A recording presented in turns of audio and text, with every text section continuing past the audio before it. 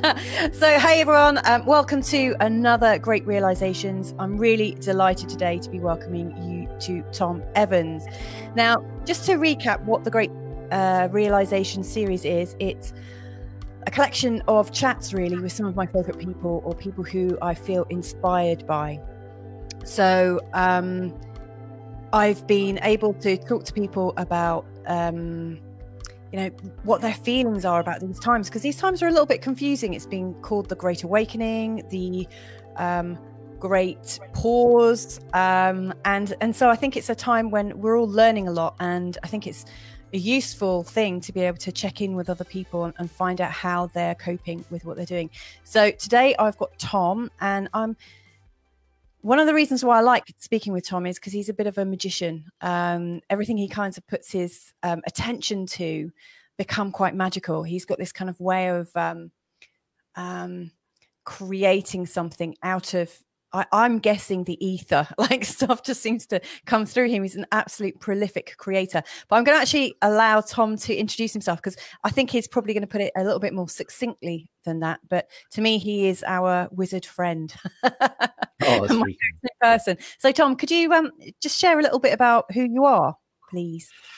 Well, I said in my latest book, I still don't know what I'm going to do when I grow up, and I turned 60 a couple of years ago, so I'm still in that process. So yeah, I've every time I try and define what I am, then the universe seems to have another role for me. So I was a very talented engineer. I started life at the BBC, and by the time I was 25, I had my own business. By the time I was 30, I was turning over £1 million.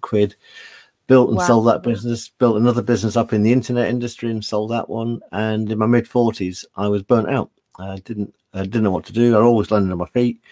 And so I gave up a perfectly good job or role it was without one to go to. Started meditating, wrote a book by accident, and now just written my 16th book by accident.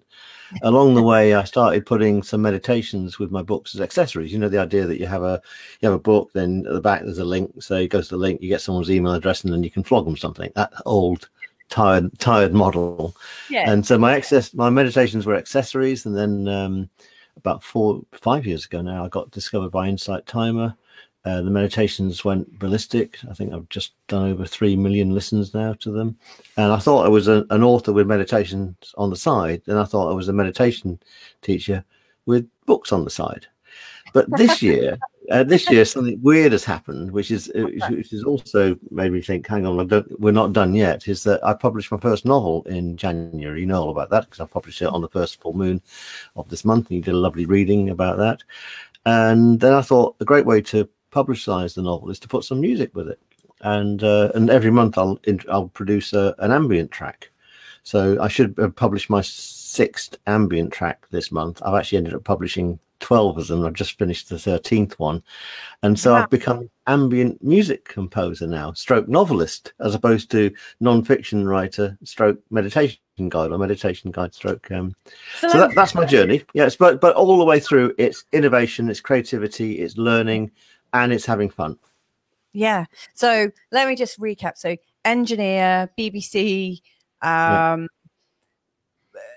accidental author several times, podcaster, musician. That's a lot of stuff going on at the same time, isn't it?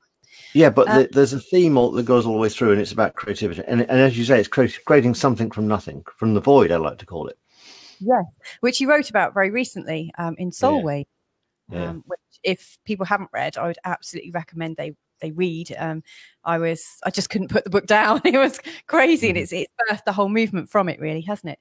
So given your expanded perception and experience from writing and observing and creating sound from emotion and to create different feelings, I really like to know about what you're thinking about this time. Like, what are you making of these lockdown times? What do you think is going on for humanity, and how? Well, you called it a great pause, didn't you? I call it a great reset, really. Yeah. And I write about it briefly in Soulwave. So Soulwave starts, it's a book set in the future history is the subtitle of it. And it starts in 2058. And at one point, I just refer back to the 20s as the time when it all went a bit pear-shaped. And funny enough, the book is based in Beijing and Wuhan, which is just a bit bizarre in its own right. Yeah. So I think this is a great reset. So I think people are struggling with it because they had not had it before. Obviously, some people are struggling with the illness and the disease and the lockdown and stuff like that. Obviously, politicians are struggling with it because they haven't been to this place before. But for every person that's struggling, because we live in this duality, someone else is thriving through it. You've seen these great acts of humanity coming out. In the UK, we're really eulogizing the NHS for all the stuff they've been doing and been underpaid for years. We're seeing now their true worth, and we're seeing that across the globe as well. We're seeing great acts of humanity. We're seeing the pollution levels drop. We're seeing people not working from home more and that kind of thing. Yeah. And so I think we're going to see a new world that emerges from it, which is great. Yes, I agree. We've got some people sort of chatting in the chat room. We've got Carl who says, "Hola amigos, I've switched off from LBC for this." So, Carl, if you've got some questions, please do put them in, because I think you're quite happy to answer questions, aren't you, Tom? Absolutely, yeah. And then Sengavant has also said hello, and Carl is just having a little behind-the-scenes conversation. So I just want to put a quick shout out for anyone that is listening. If you are listening in and you have anything that you'd like to for us to comment on, then please just put something in the chat room, and we'll do our best to help you out. I'm getting a bit of feedback, Tom. Can you hear it at all? No, I'll get some headphones and put them in right back. Yeah. Okay. So I'm going to give you a little bit of background information about how I know Tom. I met Tom when I met my husband, actually, way back, probably 9.5 years ago. And when I met Carl, he was running a new age radio station, and that's how I think Carl and Tom got together. We've got Sue Fraser here. Hi, Sue. Hope you're well. And so when I first met Tom, you were talking about, I'll ask him in a second, but he was talking about a technology called the Cube, which I believe is still going on right now. And he's had so many sort of like wonderful interventions that he's launched from his website that have caused a lot of sort of healing and therapeutic events and effects. So I think, Tom's pretty awesome. And it's through Carl's work with the Barefoot broadcast that we came into contact. So anyway, Tom, are you ready? I'm good. How's the feedback? Okay. I can't hear any feedback now, so that's great, lovely. Yeah. We've now also got Sue Fraser joining us. So we've got a few people having a little chat. Anyway, so where were we? You were talking about this being a time of great reset and possibly the creativity that's coming from that. Is that right? Yeah, and I think we're going to end up with second waves, and they're almost like that. They're almost to tell us that we haven't quite got it right yet. Before obviously there's a big desire for people to open up and all that kind of stuff, and to get out of the lockdown. People are very frustrated by it all, and the economy is obviously getting hit right across the world. So there's quite a lot, and we've seen this already in Texas and Florida where they've opened up and they've got to close down again. We're going to get it in the UK with Leicester. Will be the first place for it to happen to, and I'm sure there'll be other spikes as well. And we've just got to learn to do it a different way, and that learning is going to be absolutely amazing. So through it, and we get to this great place in 10, 20, 30 years time, when we stop being abusers of the planet and we become planetary caretakers. Yes, it's funny. As often happens with you when we're talking, we get almost synchronistic messages, like confirming stuff. As you said, we're about to get a second wave. Carl's comment ripples turns up in the chat room. It's like waves and ripples all happening at the same time. So how has what is currently going on with lockdown, how has that changed your daily practice or your work or the lives of the clients that you're in contact with? Well, I've switched. I think I had my last private client just at the end of last year, and I kind of what you call retired now. But retirement means I'm moving to a different phase of existence. So I'm not doing any more one-to-one work per se. I am taking the cube work, by the way. I'm putting that all online at the moment. I'm just making all the, it's called the Cube Karma. It's I've formed it into a thing called the Path of Return, which is a lovely evocative idea that we're all walking this path together and coming back together, holding hands together. And so that's going to come out in autumn. And so this time has given me more time to do even more. So, you know, I'm already prolific. So imagine what happens to a prolific person when you, but what I'm funny enough doing is spending more time on the stuff I used to do. So I'm not actually producing too much more, but I'm spending more time perfecting it, what have you. I'm loving putting these musical ambient tracks together, which is great. And something I love to share with you and anyone else that's listening to it is the very first track I put out on Insight Timer. I said it was as background to one of my guided meditations, and I put music from an anonymous new composer, who was me.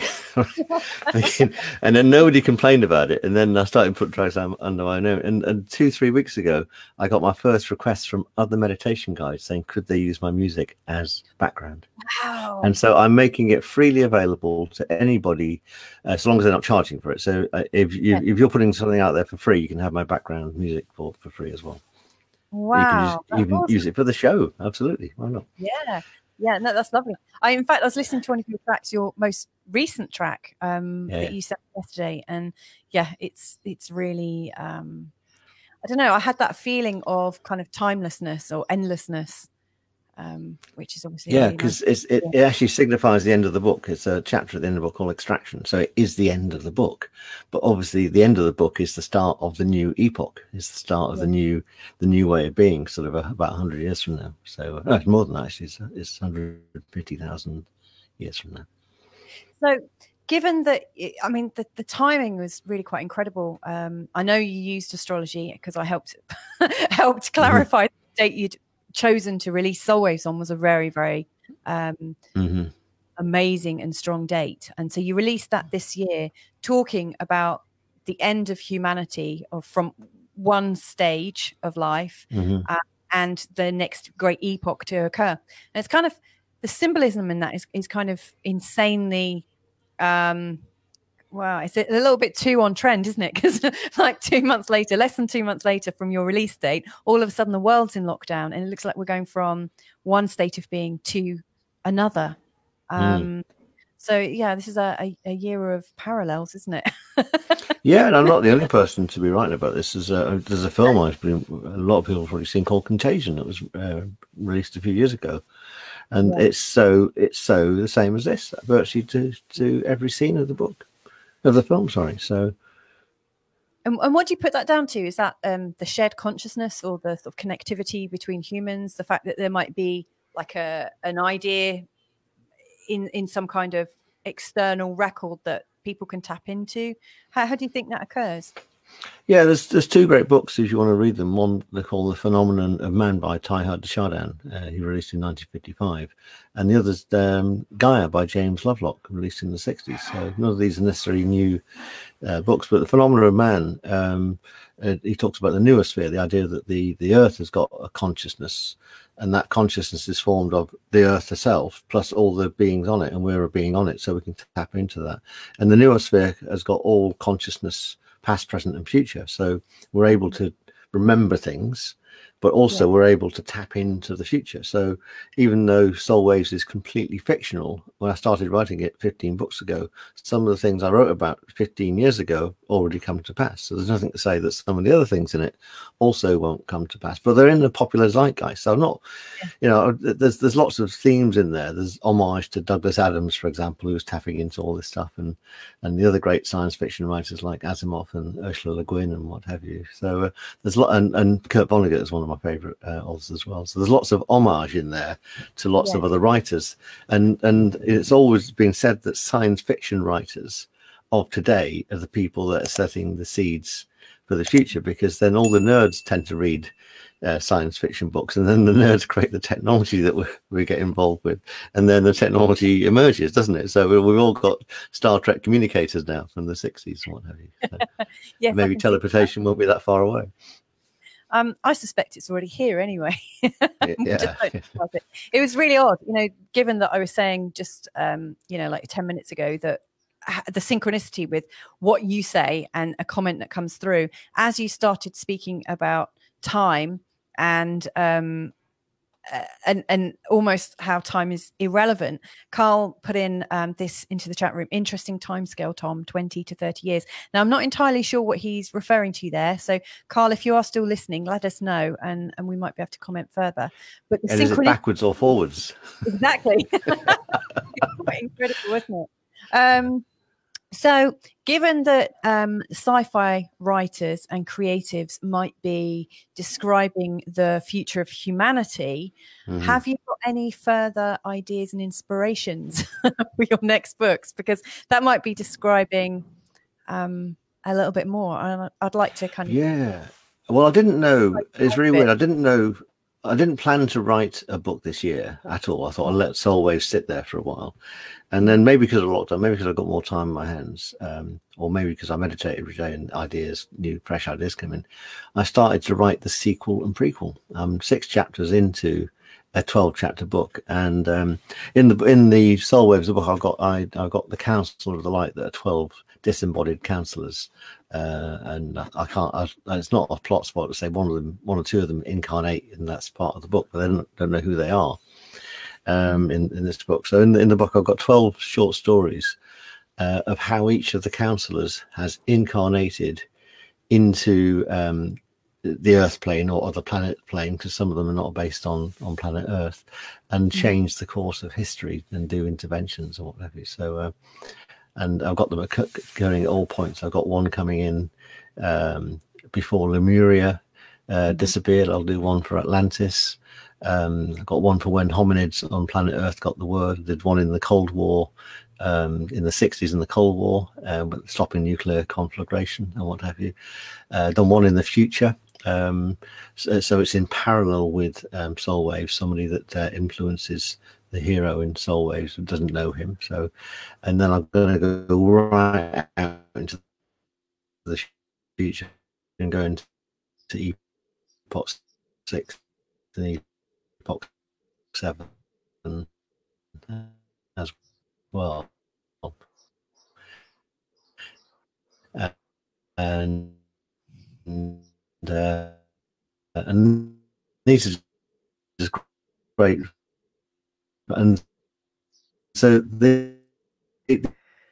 these are all kind of inspired by a book. Tom, I don't know if you can hear.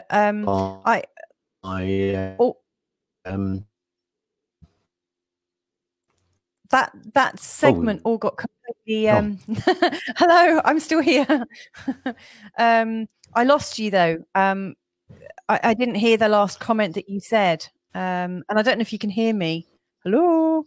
This is so odd for those of you that are listening. It feels almost like our time-space connection has been jiggled around with, as is the way of energy between Tom and I, because things move really, really fast often.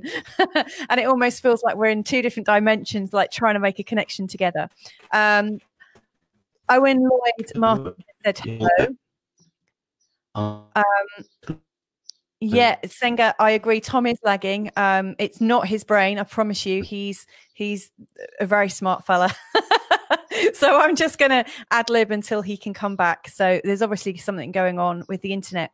Now, if any of you are really creative and like to talk about sort of like create sort of futuristic ideas, I'm sure Tom will really be helpful. If you've got a question for him, I'm sure he'll answer them. In his Soul Waves book, for those of you that haven't read it, well, it's really, really amazing because it really focuses on China, funnily enough, and it talks about the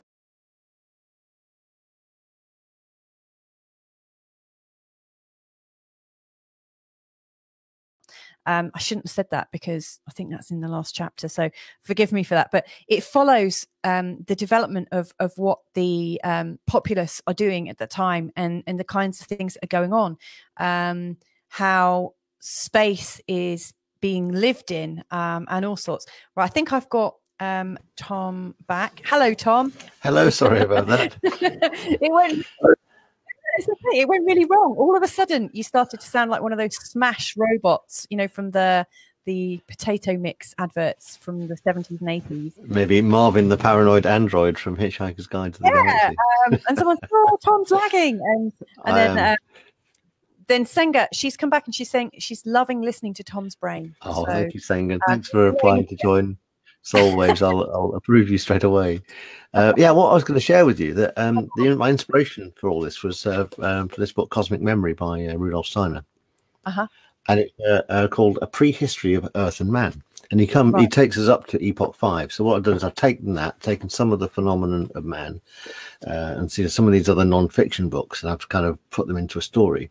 But what I've done is extrapolate them through into Epoch. We're in Epoch 5 right now. You read this book, going into Epoch 6 and Epoch 7. In Epoch 6, then we become planetary caretakers. One of the ideas is that every single person on Earth goes off to look after and manage another planet somewhere else in the cosmos. So we're like we're in training at the moment. Yeah, we're in training for that journey. Yeah, that is quite an amazing concept, isn't it? You know, that every one of us, like there's billions of us here. Although I'm realizing at the moment that every one of my firmly held views is up for challenging. Like right now, I mean, we are told that there are billions of people on this planet, but I don't actually know that myself. All I know is that the people that I, connect with on a day-to-day level is, and have connection with in some way. They're the only people that I actually know actually exist. The rest of it could be completely made up. I'm just throwing that in there, but like the idea of billions of people going off in the cosmos and like ruling their own planet and looking after it, caretaking it, and tending to it, and creating it is quite a big concept. That's pretty. Well, it's a big cosmos, isn't it? So, or so we think. So we think. Yeah, exactly. It's like mind-blowing territory at the moment. My mind just seems to be getting. I love the idea, that we're trying to find extraterrestrial life, and I love the idea that some of this starts with religions, with the idea of original sin and all this sort of stuff, is that somehow we're impure and not worthy and all that kind of stuff.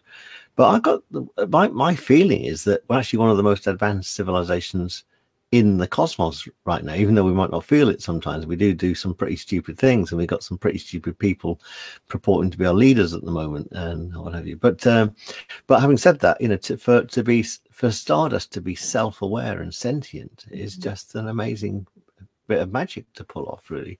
So we could be one of the top civilizations in the cosmos as we speak, bearing in mind there are light years between us and other places. So even if someone else was as advanced or more advanced, we wouldn't know about it just now, unless faster than light transmissions are made. So and therefore, it's taken billions of years to get to this point. To go from the state of nothingness, of Big Bangness, to this state. So things have cooled down enough that we can have this experience. And in this book, Cosmic Memory, tells a different story from the Genesis in the Bible kind of story, 4004 BC, where it all kicked off, and it tells a different story from that of the materialistic scientists.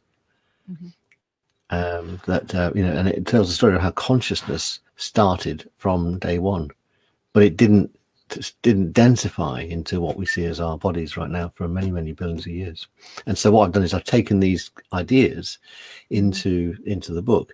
And in fact, there's a very interesting proto-consciousness.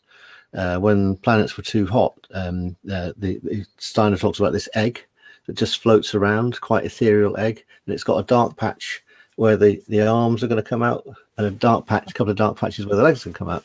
And when I did my first past life regression course, everyone was going back to the Egyptian times and the court of Henry VIII and all this sort of stuff. And I went back to this point where I was just this egg floating around. Wow. And I hadn't read Cosmic Memory by then. And I read Cosmic Memory a couple of years later. I went, oh, that's what happened to my on my past life course, and then I got obliterated by a meteorite, and the meteorite was the Moldovan meteorite. There's a bit of Moldavite here, which is a great crystal to have. Right? Put that underneath your pillow, and you have really amazing dreams. So I got obliterated by the Moldavian meteorite. Then I was taking a client of mine around the cube of, this is the cube of space. I did a version called the cube of God. I was taking a client around that a few years after that, and I was describing my past life course to her, and she said, that's really, really interesting, because when I got in my past life course, I was this meteorite and I obliterated life on Earth. Like, you bugger, you killed me all those millions of years ago. And you can't make stories like that up, can you? No, definitely not. We were just talking about the cube, which is one of your creations. How long ago did you create that? Well, it arrived. I'll maybe explain where it comes from. So all this stuff that I'm working on right now, a bit like I was talking about planetary caretakers before, this isn't things that I own or I've created. I'm a baton carrier and guardian for it. This is universal wisdom. And so if I ever see somebody working in this sort of mind, body, spirit place that registered trademark things or puts a TM on it, and it makes me cringe when I see that sort of stuff, because this isn't something that should be held back. It should be shared. So I read this book by Paul Foster Case called The Keys to the Wisdom of Ages, a book about the tarot. And I was vibrating as I was reading different chapters. My aura was vibrating. I was awakening to a new level and remembering stuff. And in it, he mentioned two things: the Tree of Life, how the tarot maps onto the Tree of Life, and he also mentioned how the tarot maps onto this thing called the Cube of Space. So I started to research the two of them, and I actually ended up writing a book called Flavors of Thought, because I found his book still is an amazing book. I recommend people to get it, but it's hard to read. So I took the tarot and mapped it into each tarot card into a single English word. And I wrote this book called Flavors of Thought. Then I wrote a book called Planes of Being. Now, Flavors of Thought takes the major arcana. Planes of Being does the same treatment on the minor arcana, makes it accessible and contemporary. And because I knew that the tarot cards mapped onto this cube, I thought, I wonder what happens if I map it into my flavors onto a cube. And I took this lady that you know, Jackie Walker, as she was called then, around it. She's always been my guinea pig for anything new. And it turned out to be the most amazing reframe, which takes you from one state to another state. And we called it either a deathless reincarnation or a software upgrade for the soul. And that was probably about 10 years ago, I think that was.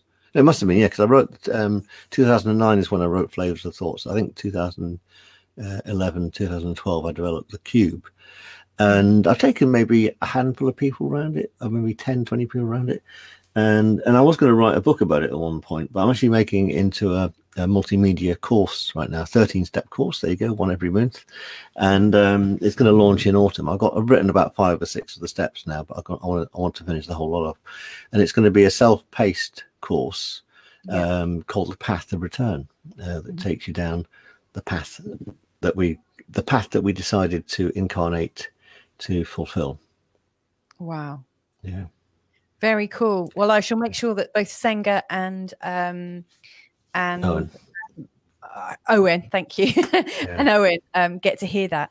I don't know if they've actually joined us yet. There's a few people watching, but I can't see anyone in the chat room yet. So that's amazing. So there's quite a few tools there. So I've been talking. I asked you about your thoughts about this time, and you said it's like a great reset, and how it's changed your work. So you've just got more multiversal, almost, it sounds. Multi-layered, multi-layered, multi-directional, and lots of different things going on. What's your great learning of these times? What would you say you've learned since lockdown that's helped you and might be useful for other people to know about? I think I've learned that there are no limits, really, and any limits that did exist were kind of self-imposed. Right. Yeah. And do you think that's what's going on for everybody right now? Yeah, because so let's say, I don't know, you wanted to learn something new, or take up yoga, or do some more exercise or whatever. Then we now got space and time to do those things. And often people put time and money as a reason not to do things. Well, if you want to go and learn something new, there are so many people out there that are just putting stuff out for free. You can learn to play guitar, learn piano. You can learn to meditate, all that kind of stuff. So, and when you've got the space and time to do it, then, you know, why not? So there's that. And then once you've got that embraced, you learn that the old way of doing things, when, let's say, you used to commute. So some people have been spending 2 hours a day commuting, didn't have to do that anymore. So lots of businesses won't go back to the way that they used to work, which is just great. And so they can still function perfectly well. We can still do business in the same kind of ways, but yeah, just learn we don't have to do it the same way. Yes. Yes, I'm really liking that as a message to people, and that really rings true from my experience and from the people that I'm working alongside as well. Excellent. Right. If somebody wanted to contact you, Tom, I know you're not doing like one-to-one coaching right now, but if somebody wanted to contact you because they really like what you're talking about in Soul Waves and the idea of your cube, what's the best way for them to reach you? Probably through the website. So tomevans.co, tomevans.co. Also, you can find a load of my stuff on Insight Timer. On my website, though, I've just put something up new. There's a new thing on Insight Timer called playlists. And Insight Timer is like the best library of meditations in the world. It's almost like somebody's thrown all the meditations onto the floor and switched the lights off so you can't find anything. But they just put this thing called playlist on there, so you can group and assemble your stuff together. So I've got 6 playlists on there, and you can find them on the homepage of my website.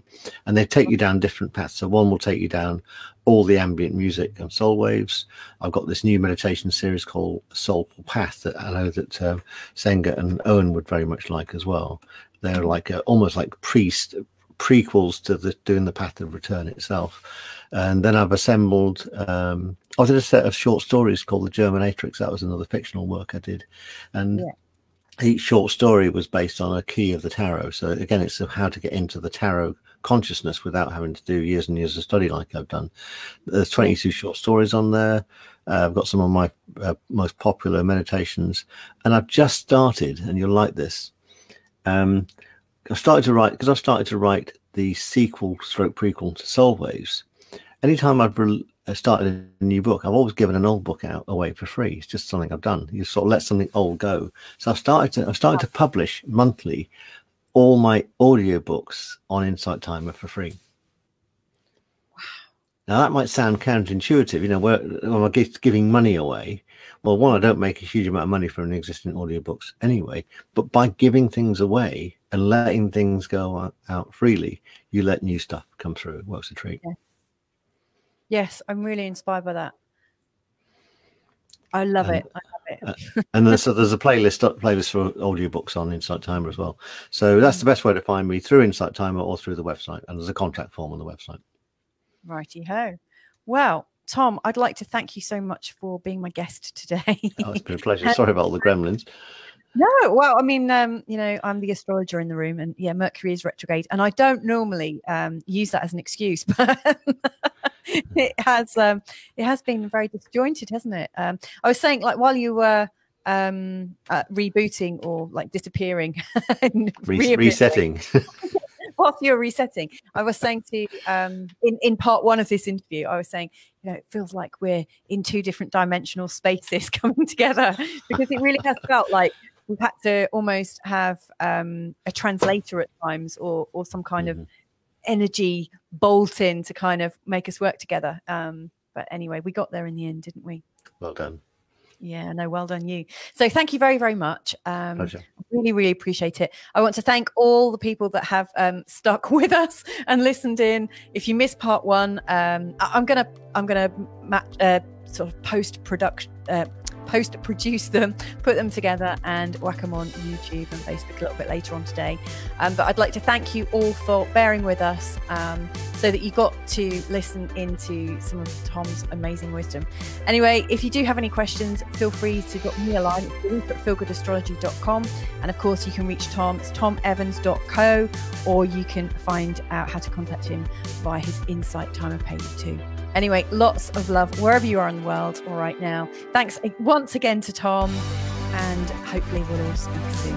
Bye for now. Well done.